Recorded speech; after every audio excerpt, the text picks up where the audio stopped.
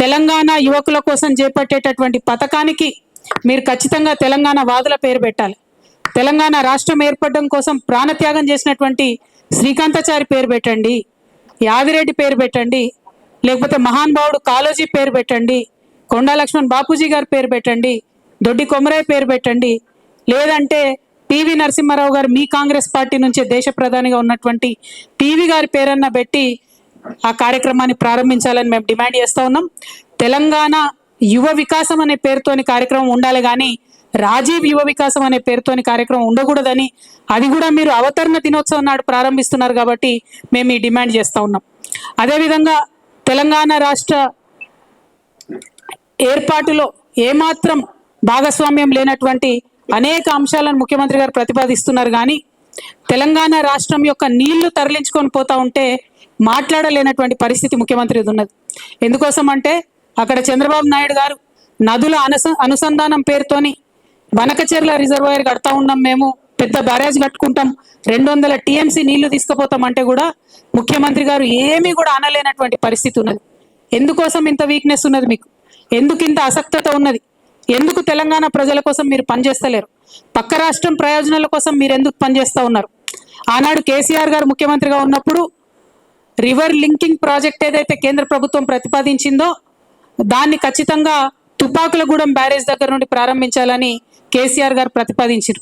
కానీ ఆనాడు కేంద్రం ఒప్పుకోలే, మేము ఇచ్చంపల్లి దగ్గర పెడతాం రివర్ లింకేజ్ అని చెప్పడం జరిగింది.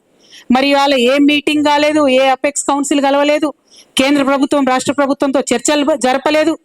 కేవలం చంద్రబాబు నాయుడు గారి డైరెక్షన్లో ఈ రివర్ లింకేజ్ ప్రాజెక్టు పాయింట్ పోలవరంకి తీసుకొని వెళ్ళడం జరిగింది. పోలవరం నుండి 200 TMC గోదావరి నీళ్లను మొత్తం కూడా తీసుకెళ్లిపోతున్నారు. ఇవాళ గోదావరి కావేరి లింక్ పేరు మీద చెన్నైకి నీళ్ళు ఇవ్వాలని చెప్పేటటువంటి వంక పేరు మీద గోదావరి నది నీళ్లు పర్మనెంట్గా తెలంగాణకు దూరం కాబోతా ఉన్నాయి. మరి అయినా కూడా ముఖ్యమంత్రి గారు మాట్లాడతలేరు. ఇది చాలా దారుణం. ఎల్లుండి జూన్ 2న తెలంగాణ రాష్ట్ర అవతరణ దినోత్సవం నాడు ముఖ్యమంత్రి గారు ఒక స్పష్టమైన ప్రకటన దీని మీద చేయాలి. అపెక్స్ కమిటీ మీటింగ్ ఇమీడియట్గా పిలవాలని చెప్పి డిమాండ్ చేయాలి. మనకేదైతే 200 TMC నీళ్ళు నష్టపోతామో మన నీళ్ళ మీద మనకు వాటా కావాలని చెప్పి ముఖ్యమంత్రి గారు డిమాండ్ చేయాలని నేను కోరుతా ఉన్నాను. కేసీఆర్ గారు కాళేశ్వరం ప్రాజెక్ట్ ఎందుకోసం కట్టిండ్రు? ఈ 200 TMCల హక్కు మనకు తెలంగాణకు ఉండాలని చెప్పి వారు కట్టిండ్రు. మరి ఇవాళ కేసీఆర్ గారు కాళేశ్వరం కట్టి 4 సంవత్సరాలుగా ప్రతి సంవత్సరం 20 లక్షల ఎకరాలకు నీళ్ళు ఇస్తుంటే మీరు చూసి ఓర్వలేక ఇవాళ కేసీఆర్ గారికి నోటీస్ ఇచ్చిరా? 1 కోటి ఎకరాల మాగాణం తెలంగాణ వేసినందుకు కేసీఆర్ గారికి ఇలా మీరు నోటీసులు ఇచ్చిండ్రా? రైతులకు రైతు బీమా పేరుతోనే ఆదుకున్నందుకు మీరు నోటీసులు ఇచ్చిండ్రా? రైతు బంధు పేరుతో ఆదుకున్నందుకు మీరు నోటీస్ ఇచ్చిండ్రా? కేసీఆర్ కిట్ ఇచ్చినందుకు నోటీస్ ఇచ్చిండ్రా?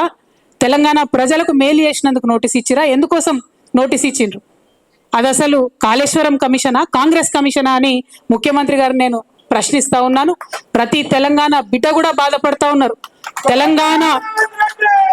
తెలంగాణ జాతిపిత అయినటువంటి కేసీఆర్ గారి మీద మీరు ఇవాళ నోటీసులు ఇవ్వడం అంటే యావత్తు తెలంగాణకు నోటీసులు ఇచ్చినట్టే అని నేను భావిస్తా ఉన్నాను. ఎందుకోసం ఈ మాట చెప్తా ఉన్నామంటే ఆ బక్కపల్సటి మనిషి ఒకసారి పిడికిలెత్తి బయలుదేరితేనే ఇవాళ తెలంగాణ రాష్ట్రం వచ్చింది. తెలంగాణ రాష్ట్రం వచ్చింది కాబట్టే మీరు ఇవాళ తెలంగాణ రాష్ట్రానికి ముఖ్యమంత్రిగా ఉన్నారు. అది మర్చిపోయి అటువంటి వ్యక్తికే మీరు ఇవాళ నోటీస్ ఇవ్వడం ఎందుకోసం ఇస్తా ఉన్నారు? మొత్తం ఈ నోటీస్ ఏంది, ఈ కమిషన్ ఏంది, ఈ కథ ఏంది? తెలంగాణ జాగృతి సైనికులంతా కూడా యావత్ రాష్ట్రానికి జూన్ 4వ తారీఖు నాడు ఒక మహాధర్నా చేస్తాం. మేము ఆ ధర్నాలు అన్ని కూడా వివరిస్తాం. మీ కుట్ర ఏంది, కాళేశ్వరం ఏంది, ఇవన్నీ కూడా వివరిస్తాం. జూన్ 4వ తారీఖు నాడు ఒక మహాధర్నా చేపట్టబోతా ఉన్నాం ఇందిరా పార్క్ దగ్గర తెలంగాణ జాగృతి తరఫున. ఖచ్చితంగా అక్కడ మొత్తం కూడా మీరు ఎట్లా గుత్తేదారులకు వంత పాడుతున్నారు, ఎట్లా తెలంగాణ రైతాంగాన్ని ఎండబెడుతున్నారు, ఎందుకోసం కాళేశ్వరం ప్రాజెక్టు మీరు వాడతలేరు, ఎందుకు నిర్వీర్యం చేస్తున్నారు, ఈ అంశాలన్నీ కూడా తెలంగాణ ప్రజల ముందు బట్టబయలు చేస్తామని చెప్పి ఈ సందర్భంగా మేము తెలియజేస్తా ఉన్నాం. అదేవిధంగా మీకు తెలుసు తెలంగాణ జాగృతి అనేక కార్యక్రమాలు చేసుకుంటూ వచ్చింది. బీసీ బిల్లు కోసం గత సంవత్సరంన్నరగా మేము పోరాటం చేస్తూ ఉన్నాం. కానీ నిన్ననే ముఖ్యమంత్రి గారు వెళ్ళి మోడీ గారిని కలిసి దేశ ప్రధానమంత్రిని అనేక ప్రాజెక్టుల గురించి మాట్లాడింది కానీ బీసీ బిల్లు గురించి మాట్లాడలేదు. ఇవాళ బీసీ బిల్లు ఈ రాష్ట్రంలో పెట్టించగలిగినామంటే, ఒకటి కాదు 2 బిల్లులు పెట్టించినామంటే దాంట్లో తెలంగాణ జాగృతి యూపీఎఫ్ పాత్ర ఉందన్న విషయాన్ని తెలంగాణ బీసీ బిడ్డలు ఎప్పుడు కూడా విస్మరించారని చెప్పి ఈ సందర్భంగా నేను గుర్తు చేస్తూ, మీరు మర్చిపోవచ్చుగాక కానీ మేము మర్చిపోలేదు.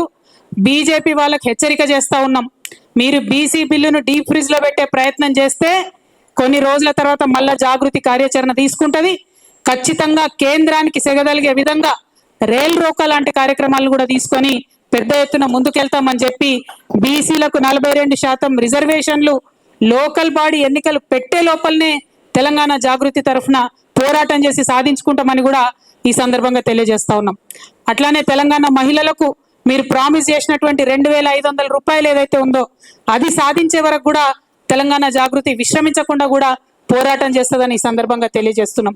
తెలంగాణ స్టూడెంట్స్ కి, ఆడపిల్లలకు ముఖ్యంగా మీరు ఇస్తామన్న స్కూటీలు ఇవ్వకుండా చేస్తున్నటువంటి మోసాన్ని కూడా ఖచ్చితంగా ప్రతి కాలేజ్కు, ప్రతి విద్యార్థి దగ్గరికి తెలంగాణ జాగృతి విద్యార్థి విభాగం నుంచి వెళ్ళి పోరాటం చేసి సాధించుకుంటామని కూడా ఈ సందర్భంగా తెలియజేస్తా ఉన్నాం.